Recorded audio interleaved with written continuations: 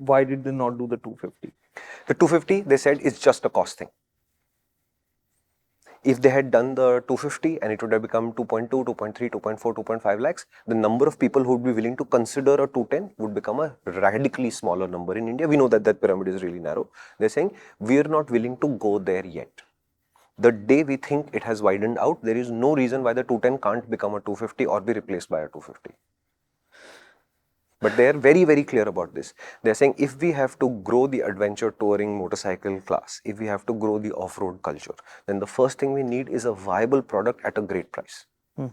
That's what the Xpulse 210 is. And the reason it doesn't exist is because they say if we can sell, let's say 10,000 of these, we can only sell 3,000 of those.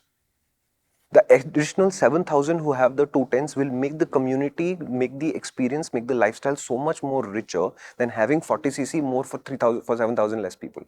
That's the game. I'm just thinking, like, if they did the KTM thing where the same engine was there in the Charisma and as it's going to be, and they're in the Extreme and in this, then the cost itself would have been. I'm just thinking from the one standpoint, and I understand that it is now a capable enough motorcycle for the highway. Yeah. Right?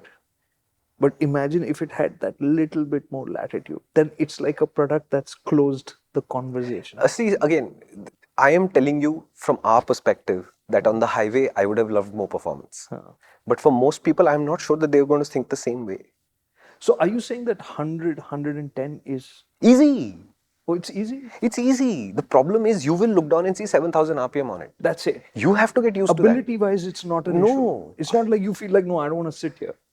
I'm telling you, there is no refinement issue ever. No, I'm asking for the feel. You can sit at the red line for holidays. Kartik, the bike doesn't care. It doesn't vibrate and doesn't have a sense of strain. The bike doesn't care. You will care. Okay. First time I came back from... Because I've done this with the Xpulse 200. Like all the way. It's a bad reference point. No, I'm telling you, because I've sat at the red line, and trust me, that's like one of the most painful memories. It's a bad reference point. The first time I rode 1,000 kilometers on my KTM Duke 200, I am happy to admit in hindsight, so far away from that time, that I did sit at the red line in 6th gear all day. And I realized the bike doesn't actually care. I had a sense of strain from it. And on a later motorcycle, a larger motorcycle, when I did the same kind of speed, that length of time, over that distance, my sense of strain came down.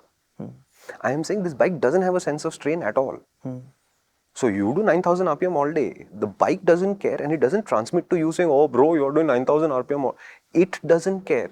You will look down and you will see that blue bar has reached 9,000 and it's sitting at 9,000. Red line's at 10, 10 and a half. You will take psychological strain from it, which you have to get over it. So again, effective. Yeah. See, what happens at the racetrack when we say you're going to ride this session, you're doing this throttle control drill, you're going to be in the same gear the entire way around. People don't want to redline their motorcycles. But the red line is there to protect the engine from you.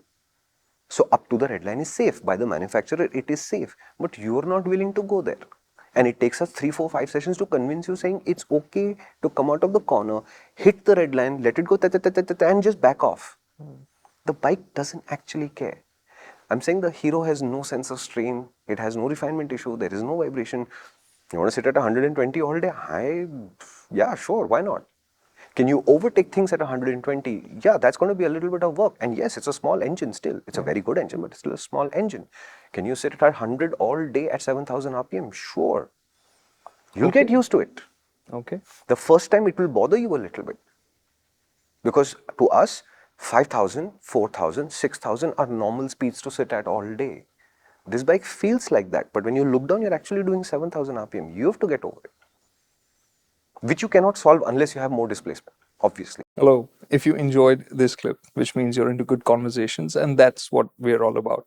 It's really hard packing in the essence of an idea into a 60-second clip.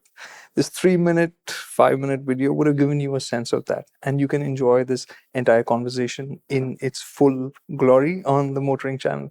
So why don't you head out over there and subscribe to that? And you could subscribe to this channel as well if you enjoyed it.